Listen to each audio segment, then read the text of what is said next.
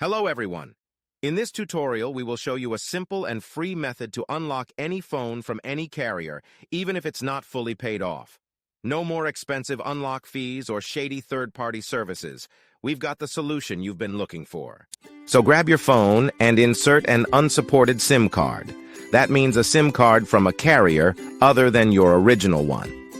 After powering up your phone, you'll receive a message asking for an unlock code.